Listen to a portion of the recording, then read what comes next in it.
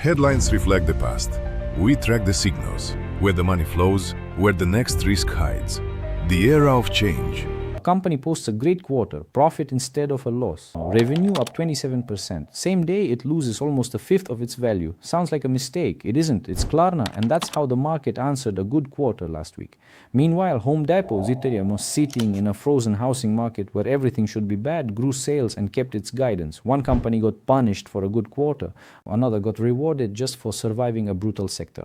That's not a coincidence. The market changed the rules. The question isn't whether the market crashes, it's whether it's starting to systematically reprice the future or just dumped one overvalued story. A correction doesn't come out of nowhere.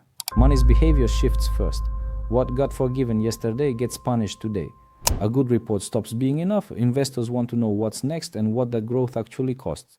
So this isn't a forecast for how far the S&P drops, it's a search for early signals. What the market has stopped forgiving, where the consumer is weakening, and which companies are still passing the test. Start with the cleanest signal of the week. Klarna's quarter was solid, revenue up 27% to $1.04 billion, net profit of $9 million versus a loss a year ago. Then you open the guidance, different story. Full year GMV outlook cut from over $155 billion to $149 billion. Revenue guidance down too. Reason: weakness in Germany, its largest market. The market's response was instant. The stock dropped about 19%. Here's the mechanism. In an expensive market, investors buy tomorrow's growth, not today's profit.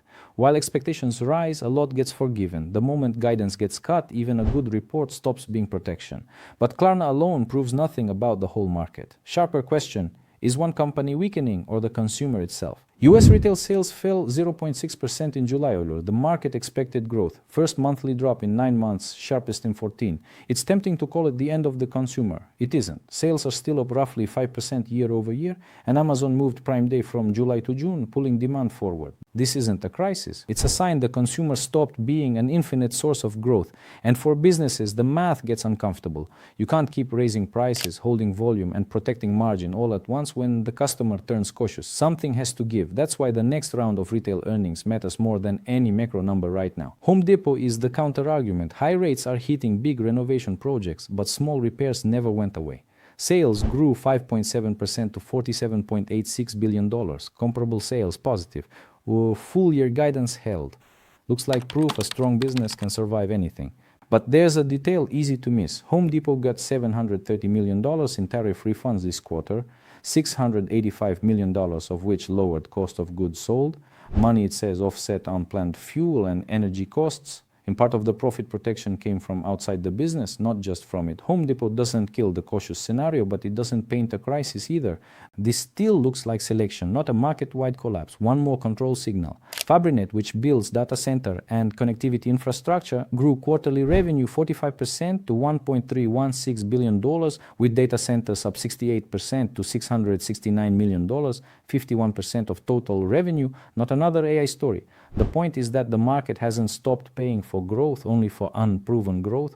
Real revenue, real margins, real demand, and capital still shows up. So this week isn't investors are fleeing risk, it's investors are demanding proof. Klarna. A bad future gets punished even after a good past. Fabrinet. Proven growth still gets rewarded. That's normal market selection, not panic.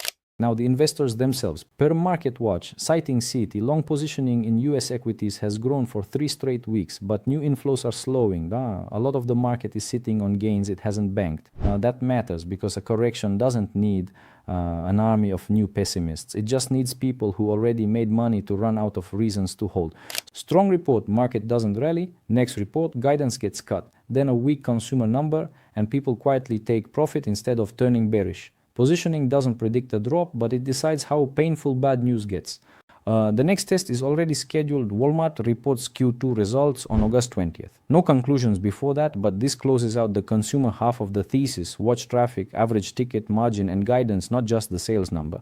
Resilient consumer and holding margins make July's weakness look like noise.